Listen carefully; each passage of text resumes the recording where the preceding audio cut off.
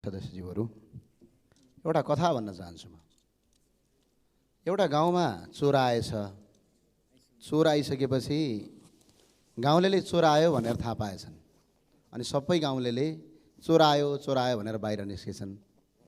अनि चोर चाहिँ पछाडिबाट भागेर जहाँ गाउँलेले चोर आयो भने त्यो भिडमा मिसिएछ। फेरि त्यसपछि त्यहीँबाट उसले चिच्याउन थालेछ, चोर आयो भनेछ। गाउँलेलाई थाहा भएनछ कि उहाँहरूकै भिडमा त्यही चोर पसेको थियो। अहिले भ्रष्टाचार विरुद्धको आन्दोलन जो सडकमा भइरहेछ, स्वयं भ्रष्टाचारीका आरोप लागेका आरोपीहरू भ्रष्टाचार विरुद्धको आन्दोलनमा भ्रष्टाचारी मुर्दाबाद भन्दै हिँडेका छन्। यसले अहिले होइन 34 वर्षदेखि यही प्र्याक्टिस भइरहेछ। भ्रष्टाचार विरुद्धका कुराहरू उठ्छन्, स्वयं भ्रष्टाचारका आरोपीहरू भ्रष्टाचारका विरुद्धको आन्दोलनमा जान्छन्। र भ्रष्टाचार भनेको सिर्फ पैसाको चलखेल होइन, यो देशको कानुनलाई मिच्नु पनि भ्रष्टाचारको एउटा अर्को नमुना हो। भ्रष्ट भनेको भ्रष्ट आचरण हो। त्यो भएको हुनाले म कहिलेकाहीँ यो सडकमा उठेका आन्दोलनलाई हेर्दाखेरि मलाई आफै दिक्क लाग्छ, किनभने यस्ता प्रवृत्तिका आन्दोलनले भ्रष्टाचारलाई न्यूनीकरण होइन कि भ्रष्टाचारलाई धन थप संरक्षण गर्दछन्। र अर्को एउटा कुरा म भन्न चाहन्छु, एउटा कुराले ठिक्क कामले दिक्क भएको छ यो संसद। ल आज यो संसदमा सबै माननीयहरू हुनुहुन्छ। यो देशमा भ्रष्टाचारलाई निर्मूल बनाउने कानुन बनाउने यदि कोही थलो हो भने यही सदन हो, तपाईँ हामी माननीयज्यू मात्रै हो। यहाँभन्दा अन्त कहीँ पनि ठाउँ छैन। तर भ्रष्टाचारलाई निर्मूल पार्नका लागि अहिले बन्दै गरेको कानुन या बनिसकेको कानुनलाई पनि म्याद हदबन्दी भनेर 5 वर्ष मात्रै तपाईँको छानबिन गर्न पाउने भनेर यही सदनबाट गएछ। हामी सडकमा होइन कि यही सदनमा के तपाईँहरू तयार हुनुहुन्छ? म आज नाम भन्न चाहन्छु।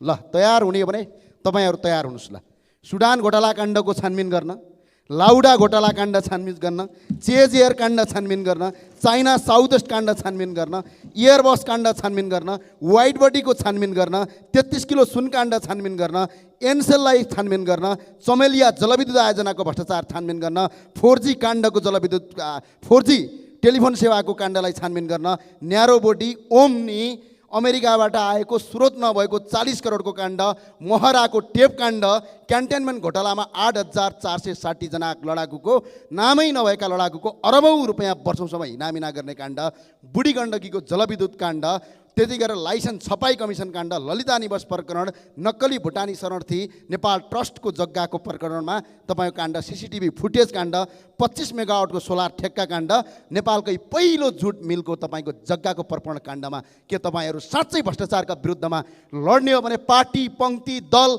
सिद्धान्तभन्दा माथि उठेर कानुन बनाउन तयार हुनुहुन्छ भने ल आज म हेर्न चाहन्छु, हात खडा गर्नुहोस् न। ल गर्नुहोस् खडा, हुनुहुन्छ कोही? त्यही भए हुनाले मैले अहिले पनि भन्न चाहन्छु, यसो नगरौँ। कृपया तिमी हेरे जस्तो गर्नु म देखे जस्तो गर्छु, तिमी खेदे जस्तो गर्नु म दौडे जस्तो गर्छु।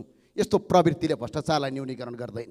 भ्रष्टाचारलाई न्यूनीकरण गर्ने, भ्रष्टाचार गर्नेहरूलाई 3 पुस्ते सम्पत्ति हरण गर्ने आजीवन कारावास ठोक्ने कानुन यही सदनबाट आजका दिनबाट पार्टी पङ्क्ति सिद्धान्त नभएर लागू गरौँ। हामीले कानुन बनाएर त्यसपछि कारबाही गर्न कसले रोक्छ? कसैले रोक्दैन। त्यही भएर सडक आन्दोलनभन्दा संसद आन्दोलन गरौँ, संसदमा एकजुट भएर अगाडि बढौँ, म यही भन्न चाहन्छु। र साथसाथै सम्पूर्ण माननीयज्यूहरू अनुरोध छ, हामी सम्पत्ति देखाइदिउँ न, हाम्रो चुनावी खर्च देखाइदिउँ न। एकछिन तपाईँको भ्रष्टाचारका काण्डमा कहीँ न कहीँ हामी यही संसदभित्र भएकै व्यक्तिहरूको नाम जोडिएको छ।